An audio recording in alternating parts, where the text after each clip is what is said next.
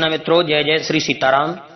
आइए देखते हैं सुमित ज्ञान यूट्यूब चैनल में सभी दर्शकों का स्वागत है हमारे सुमित ज्ञान यूट्यूब चैनल में।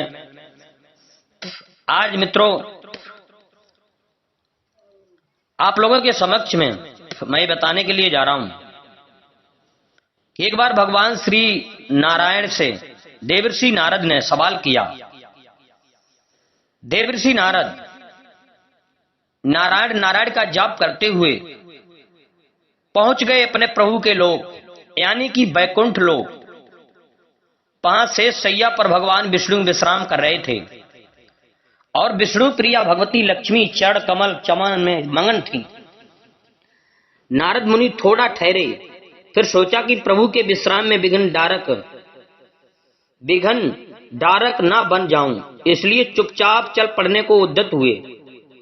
प्रभु को अपने भक्त का इस तरह से आना जाना नाग बार गुजरा और उन्होंने नारद मुनि को रोका।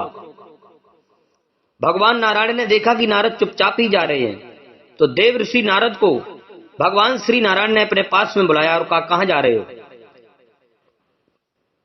देवर्षि नारद ने भगवान श्री नारायण के चरणों में प्रणाम किया।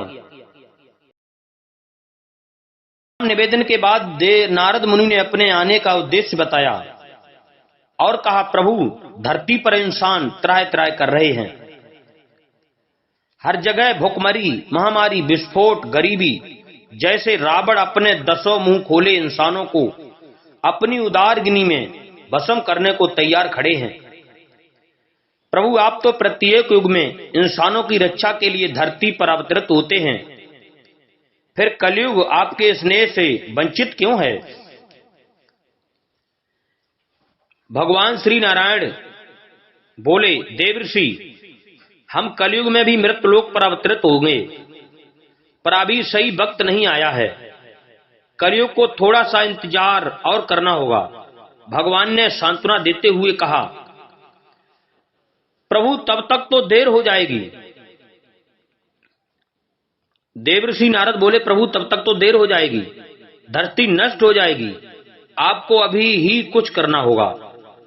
पर नारद मुनि भी जानते हैं कि प्रभु ब्रह्मा जी के बनाए नियम में उलटफेर नहीं कर सकते।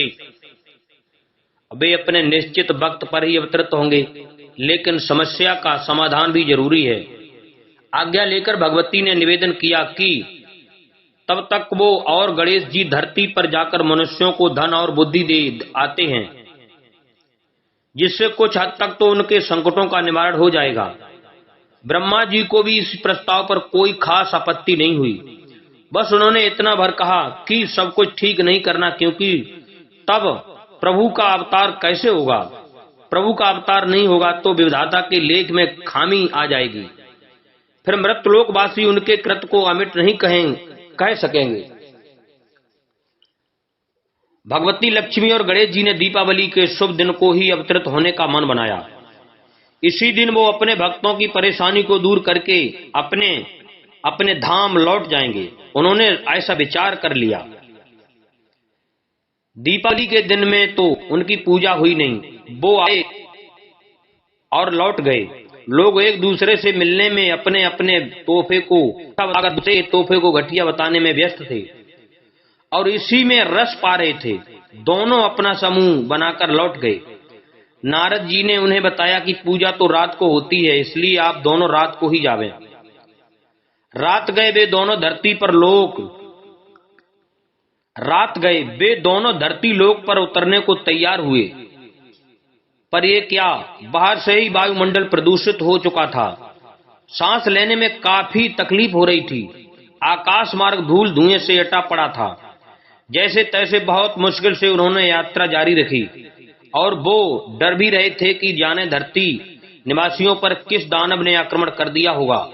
खैर जैसे तैसे वो निकट पहुंचते गए, परेशानी बढ़ती गई। अब तो आग के गोले से भी सामना करना पड़ रहा था। कानों को फोड़ती आवाजें, आग के गोले दम निकालता धुआं। कानों को फोड़ती आवाजें, आग के गोले दम निकालता धुआं। एक बारगी तो उन्हें महसूस हुआ कि पृथ्वी पर 5वां विश्व युद्ध छिड़ चुका है। खैर जैसे तैसे करके वे धरती पर पहुंच गए। वो धरती पर पहुंच ही गई। वो सोच रहे थे कि ऐसे माहौल में जब उन्हीं के लिए इतनी मुश्किलें हो रही हैं तो बेचारे इंसान कैसे जिंदा होंगे। पर धरती पर आकर पता चला कि ये सारा तमाशा इंसानों ने खुद ही खड़ा किया है। हद तो तब हो गई जब मस्ती के नाम पर एक बच्चे ने गणेश जी और लक्ष्मी जी के ठीक सामने बम फोड़ दिया और हंसने लगा। पर इनकी तो सिट्टी पिट्टी गुम हो चुकी थी। पर वे क्या करते, आखिर हैं तो हे बच्चे ही। बच्चों के साथ बड़े भी उनका उपहास उड़ाने से ना चूके। ये सब देखकर दोनों का मन अत्यंत ही दुखी हुआ और वे अपने धाम लौट गए।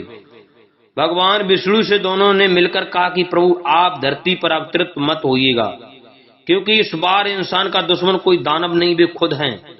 भला जो खुद जलना चाहे तो उसे कोई कब तक बचा सकता है। और उन्होंने पूरा वृतांत कह सुनाया। त्रिदेव भी इस वृतांत को सुनकर अपनी बनाई ये सृष्टि की करतूतों से शर्मसार हुए और नारद मुनि तो इतने व्यथित हुए कि कुछ देर तक वो नारायण जाप करना भी भूल गए। जय श्री कृष्णा मित्रों, जय जय श्री सीताराम। हमारे चैनल को सब्सक्राइब करें, लाइक करें और भी ऐसे वीडियो सुनते रहें, पाते रहें। जय श्री कृष्णा, जय जय श्री।